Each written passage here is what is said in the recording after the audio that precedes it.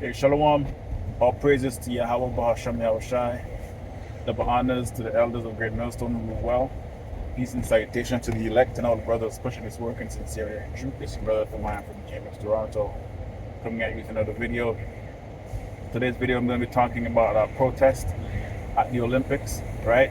You have Andrew Tate and company um, protesting the Olympics and all the so-called rituals, right? Which with these protests, I'm starting to see Andrew Tate and his brother, whoever come out of that camp, they're all agent provocateurs. Okay?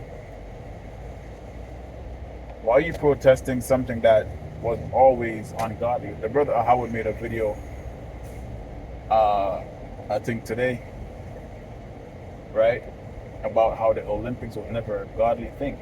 So the fact that Andrew Tate and all these other guys protesting, saying, "Oh, this ritual in it, that ritual in it," that goes to show you that these people of this world, they don't do any research, and they're stuck on stupid, right?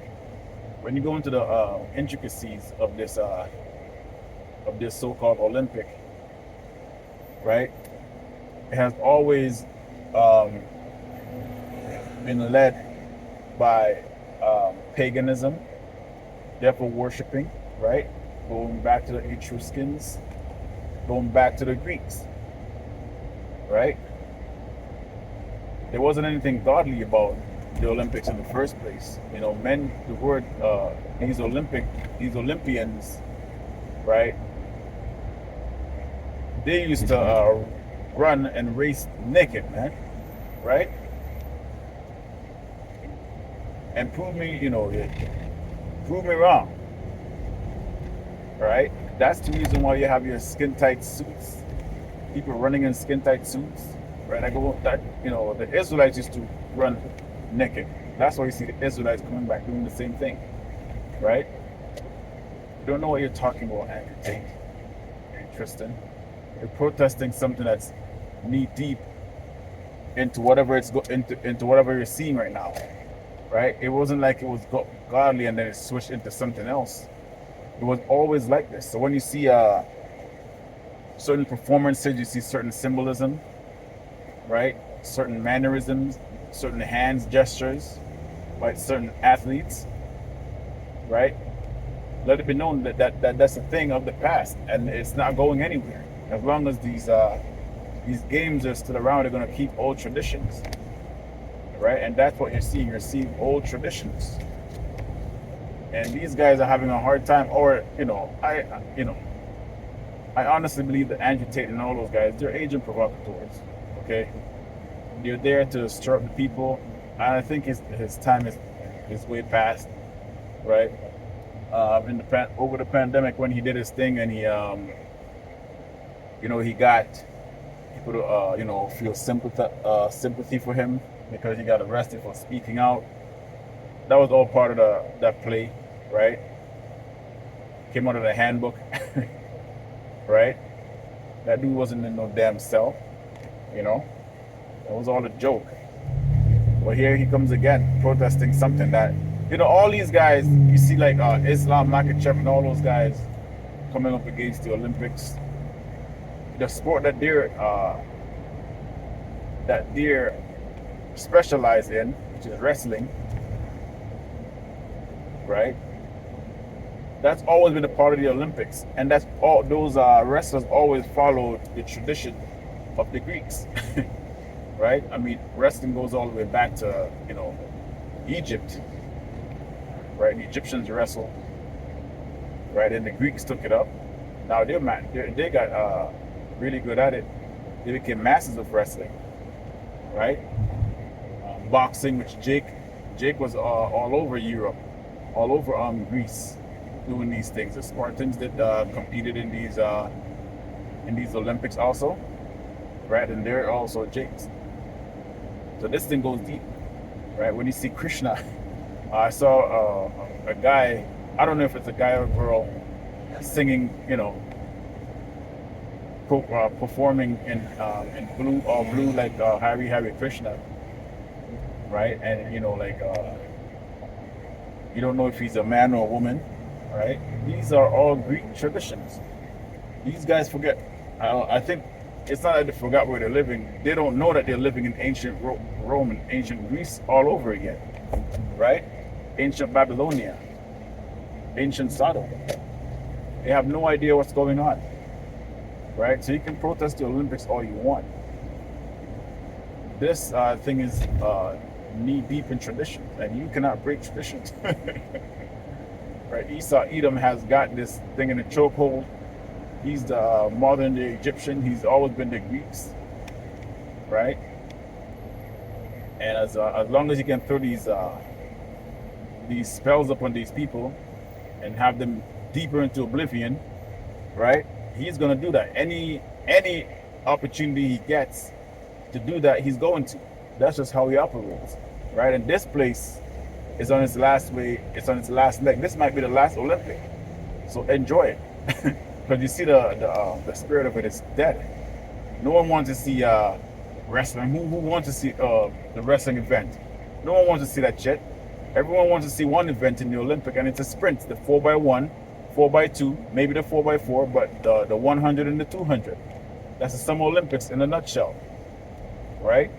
So all these other sports, it really doesn't make any sense. Like the basketball, Olympic basketball, who gives a shit? You know, that Team USA is gonna win. One day they're gonna lose, right? You know, so this whole ritualistic performances that you see, you guys need to put a pipe on it, man. Pipe down, because it's always been a part of it. You guys can protest all you want. Esau Edom gonna have his way, right? Like I said, these are traditions of old, right? Left-handed traditions, casting spells, witchcraft. That's all you see in these Olympic Games anyway. Why are you even watching that anyways? You know? Who the hell watch games? You know, a lot of people say they don't watch sports, but as soon as the Olympic comes around, here they comes. Here they come. Started watching the Olympics, right? And this has always been a distraction for our people. Right? If you go into the book of the Maccabees, that's what happened. Right? You had the priest himself left off for preaching to go compete in the Olympics. Right? It's all documented. So there's nothing righteous about the Olympics. Right? There's nothing holy about the Olympics. It's all related in witchcraft, paganism. Right? Magic, charm, witchery. So you take your pick, right? There's a little thing called reincarnation. All these people that you see are competing in the Olympics. Oh yeah, and debauchery. I forgot about the debauchery, because every time you hear these people talk about the village,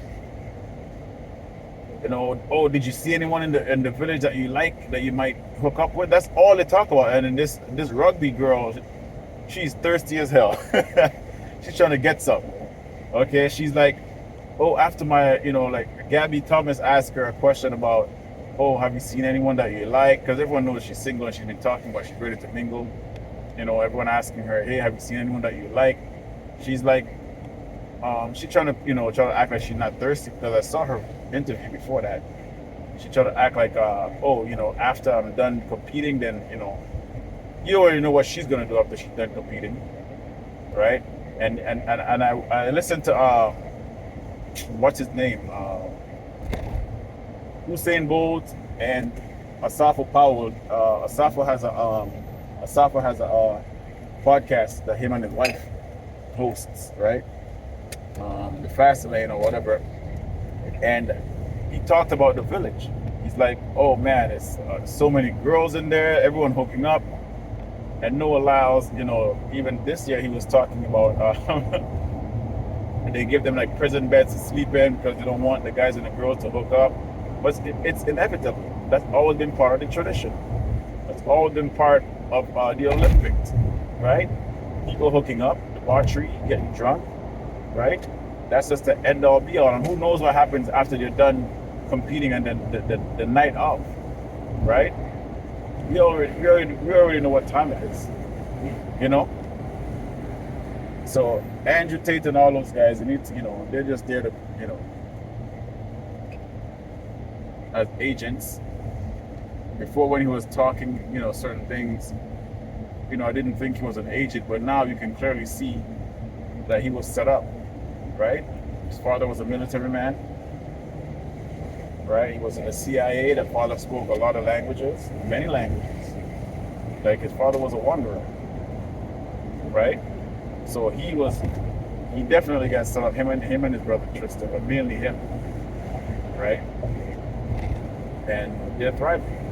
So anything that their masters tell him to do, that's what they're gonna do. He's in France protesting the Olympics. Go watch the Olympics, bro. If you have money, go inside, buy a ticket, and and do what you gotta do. Okay? For me, protesting. It's so holy, right? You used to be a hormone, so you need to pipe down, man. I'm not saying you can't repent or whatever the case may be, but at the end of the day, Esau, Edom is ruling, and these old sports are related in old tradition. Debauchery, witchcraft, sign languages, right? And whatever left hand energy that they can harness on the people, that's what they're going to do. And they've been doing that, right? I think it was a coincidence that the World Cup, the Euro Cup, and the South American Cup was around the same time.